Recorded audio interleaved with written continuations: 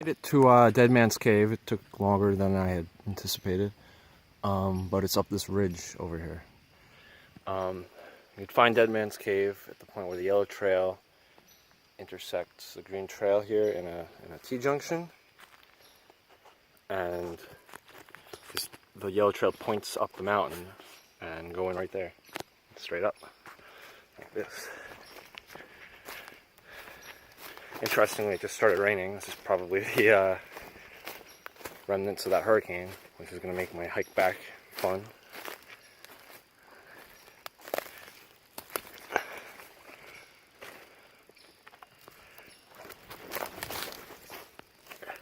Cool mushroom.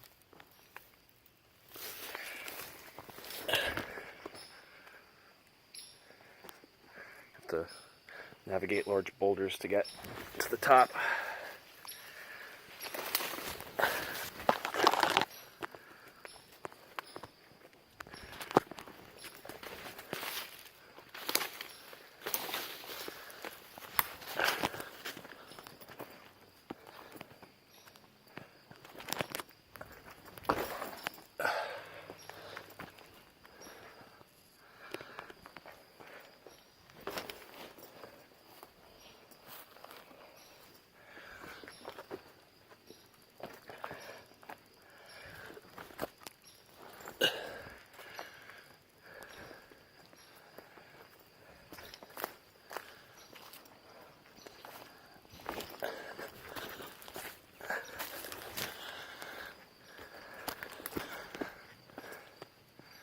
Almost there.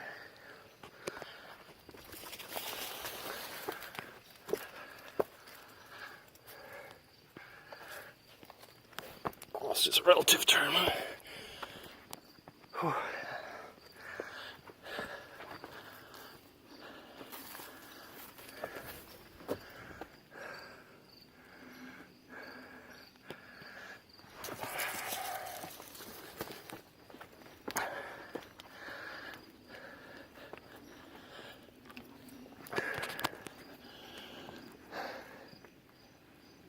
It's the right spot. I think so.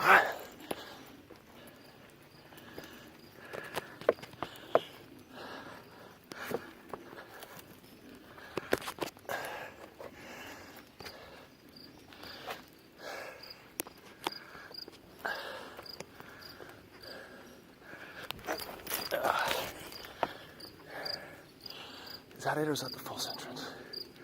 That's it, I think. I'm gonna check.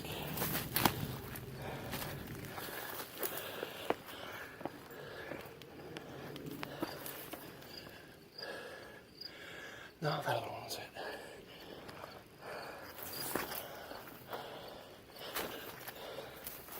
I've only been through the cave 2 other times. It's, whoa, that is a big wood frog. Hey, buddy. Let's see if I can get one video. Now, wood frogs have good camouflage. Very cool guy.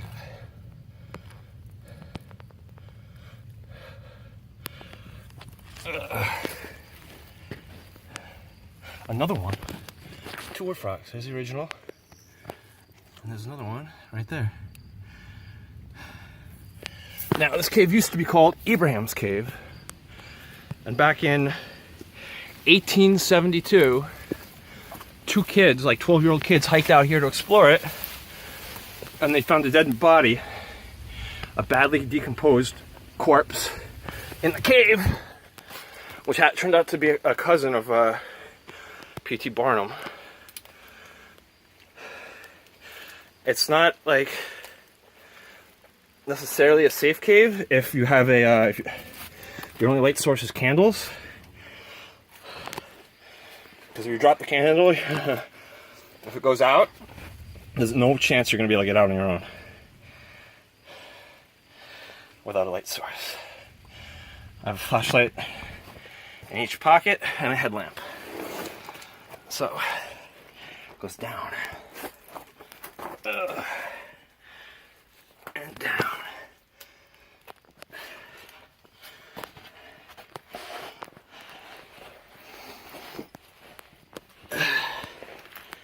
Watch for copperheads trying to cool off in here.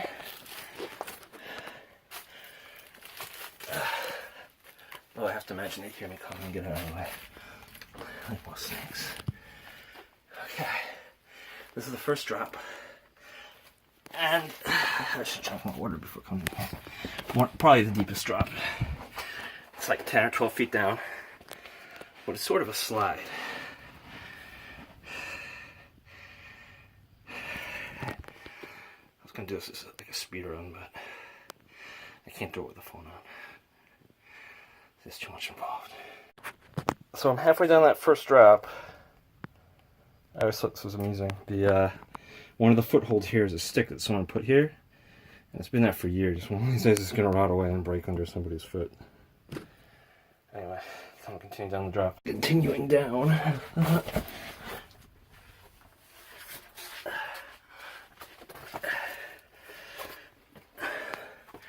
This is sort of the same drop. If you count it all as one drop, it's 25 or 30 feet down.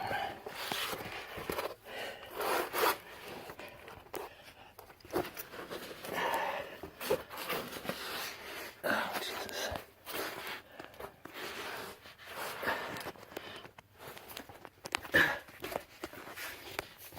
Okay. This is about a 6 foot straight down drop.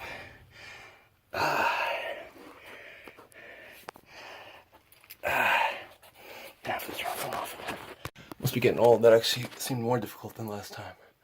But I'm at the bottom of that drop. I'm gonna break out a second flashlight. It's not for the phone. That's better. Okay. Now the graffiti is one of the big features of this cave. And it would annoy me quite a bit, if not for the fact that a lot of it is historical graffiti, and the deeper you go, the older it is. The bottom of the cave is graffiti from the 1930s, done with candle wax. There are some animals that have basically evolved to survive in this habitat. There's a giant cave cricket and a species of cave spider that I encountered them both in very large numbers last time I was here. Okay. Now I have to climb up to get through here. I have to turn the phone off again. Oh, before I started climbing, I found one of those giant cave spiders I was talking about. Well, not giant, but they're decent size, and I don't see them anywhere else. Except in this cave, pretty much.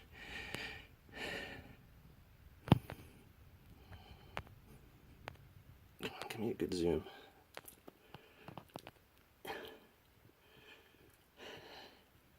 Got a buddy on Facebook, an entomologist, who worked at the entomology department in the American Museum of Natural History. He's a really, really cool guy. He'll know the Latin name of the species immediately, just from this picture. It's really, really cool and impressive. This guy's pretty well adapted to this cave. All the insects that get stuck in here. The cave crickets that live in here. Cave monsters. Let's continue. So I made it up this little climb. I forgot how narrow some of this cave is. I hope the fact that I gained a little bit of weight in my stomach isn't going to make this a little more difficult. I mean, seriously, it's like, this is a small flashlight. It's like a foot to squeeze through. Okay, here we go. I don't know how, but I made it through that crevice. Now I don't even remember which way to go. It's like a dead end and I wouldn't fit. I think it's probably a dead end and I wouldn't fit. I think I'm supposed to go this way. I have to crawl. Great. Okay. I swear this cave gets harder every time. I have to squeeze through here. That was fun. There's some cool graffiti up there. Not so cool graffiti. Scumbags.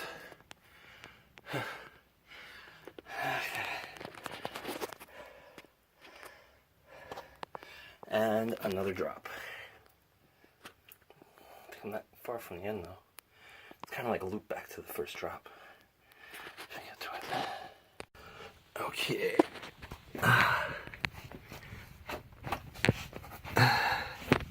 So, this is considered the hardest part of the cave, but I'm actually expecting it to be hard, and I know that, and I did it once before. The final step, and I was all right.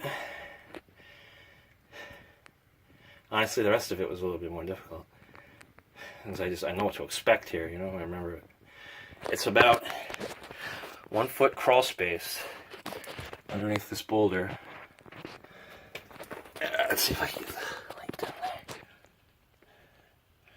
there. I'll get underneath this rock. I'll have to crawl on my back head first through there to get out the other side. And then I should be close to the very steep drop. The bottom, basically the bottom of the 30-foot drop where where the cave leveled out. The good news is I made it through that gap. My plan worked. And I'm back to this room where I have to climb almost straight up through here.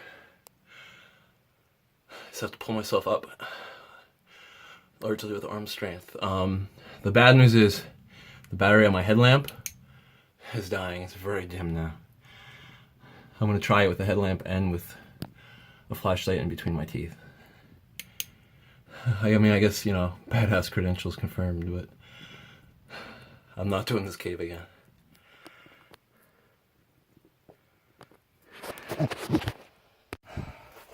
That was harder than I remembered, but I made it out.